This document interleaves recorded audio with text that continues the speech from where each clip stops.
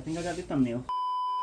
Alright, so 2023 happened. What a horrible, horrible year. In this video, I'm going to go through my top 15 books of the year, which is also every single book that I read for the year because I only read 15 books this year. I had a very unproductive and unfruitful year when it came to most things, including reading.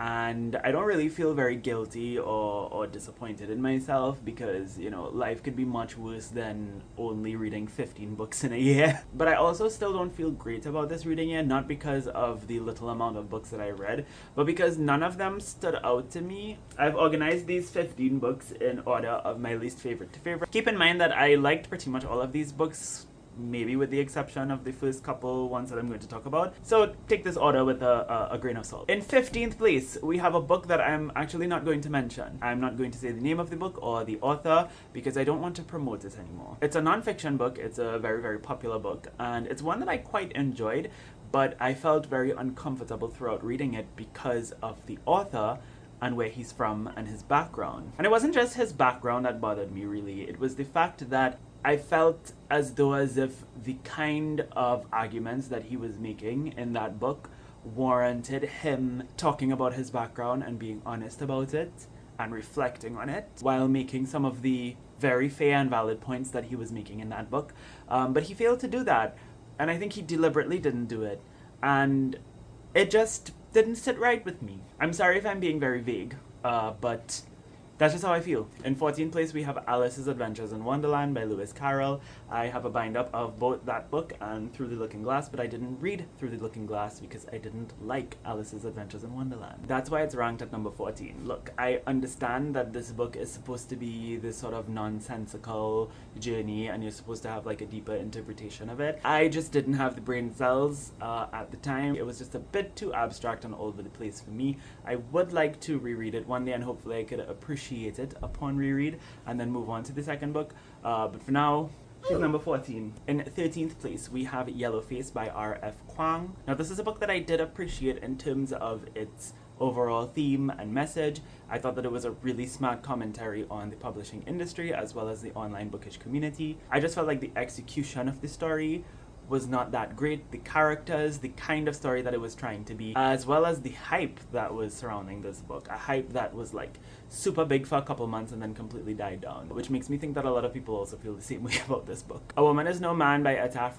ranks at number 12. This again was thematically an interesting book. It was meant to be a commentary on sexism and misogyny in Arab families, particularly in the case of this Palestinian American family, and I appreciated the ways in which it was explored. I just felt like it was a bit too extreme. Like all of the things that were happening in this book just felt a bit much. I don't know, like the worst case scenario of any possible interaction of anything happened in this book. And it was just a lot. How to Think Like an Anthropologist by Matthew Engelke. This year I really wanted to learn a little bit more about anthropology, and my friend lent me this book because he said it's a really good introduction to anthropology, and I really liked it, which is why I ended up buying my own copy. I just felt like over time, nothing in here really stuck with me in a meaningful way. Like I learned a lot and I still remember the things that I learned, but I don't feel deeply impacted over a long period of time by this. In 10th place, we have Lesser Known Monsters of the 21st Century by Kim Fu. This is a collection of short stories that I really, really enjoyed. It's a compilation of very bizarre, speculative stories that are meant to explore the ugly parts of human nature, so to speak. Same thing with the last book, it just didn't really leave a long-lasting impact on me. While I enjoyed all of these stories in the moment, none of them have stuck with me till this day. I also have Hungry Ghosts by Kevin Jared Hosein at number 9. This is one that I thought would be higher ranked because it's by a local author, and I enjoyed the story itself. This is a fascinating and really interesting and cool exploration of 1940s Trinidad, particularly through the lens of a working class Indian family. I think what threw me off about this book was the fact that halfway through this story took a turn that just made the second half of the book feel very disjointed from the first half of the book, and I do feel like that was on purpose. I think the author probably wanted the reader to feel thrown off in the same way that the main characters felt thrown off by a big change that happened during the course of the story. It kind of affected my overall enjoyment of the book, but I think in terms of, again, what it is, and that's, I suppose that's a running theme of this year, like conceptually and thematically, I really enjoy all of these books, but all of them just have something missing. You know, like the idea of all of these books are great, but they're all missing that punch that really sets it apart, you know, that elevates it. And I fear that this book also kind of fell victim to that for me, though I did really enjoy it. Same thing applies to this book, Exit West by Mohsin Hamid. Again, brilliant concept,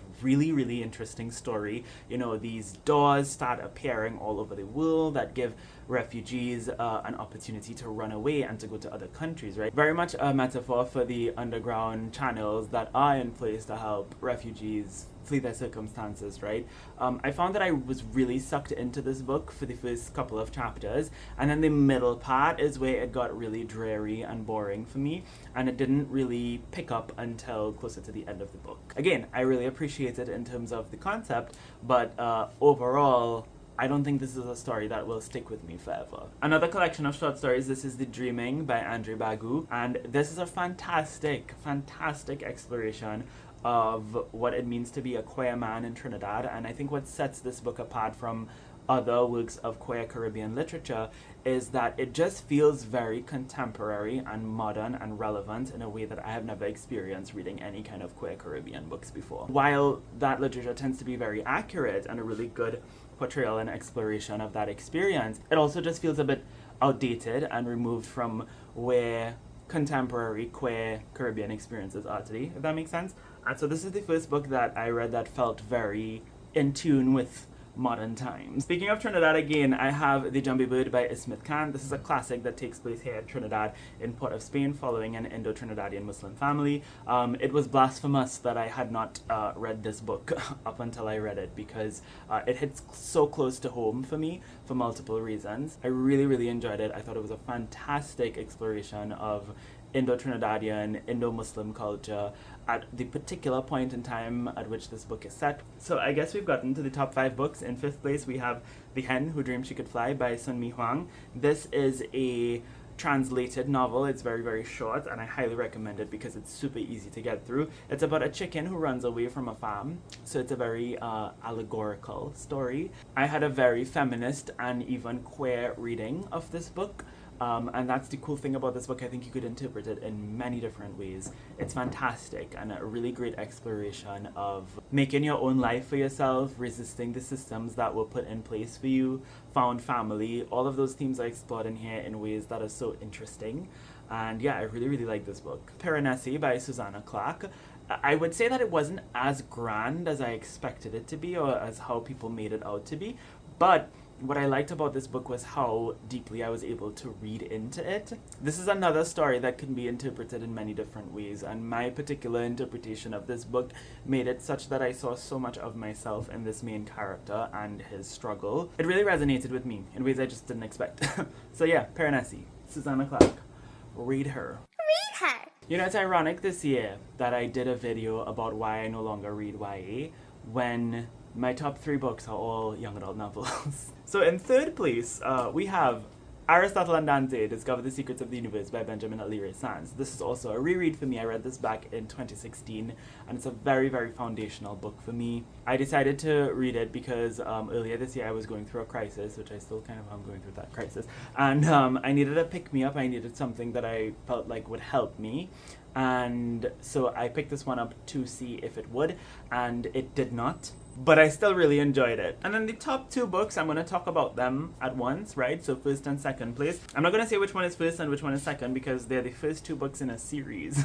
A fantasy series is that. Could you believe that my 2 favorite books of the year are young adult fantasy novels? But when you see which books they are, you'll understand why. They're not your typical young adult fantasy novels. They are the first 2 books in the Diviners series by Libba Bray. Now, I read the Diviners years ago in 2014 when I first started reading, and it was one of my favorite books of all time. This fantastic paranormal urban fantasy set in 1920s New York. So I decided to reread it this year to see if it would hold up, and it did. And not only did it hold up, but I liked it more upon reread. And then I finally moved on with the rest of the series. Well, not the rest of the series as yet. I only read the second book thus far, and it's a 4-book series. The Diviners is a brilliant YA fantasy series, and I think what sets it apart is not just the 1920s setting, but the fact that it is a very smart and critical commentary on American history and the ways in which American society was built on white supremacy, capitalism, and the othering and marginalization of different groups of people who don't meet,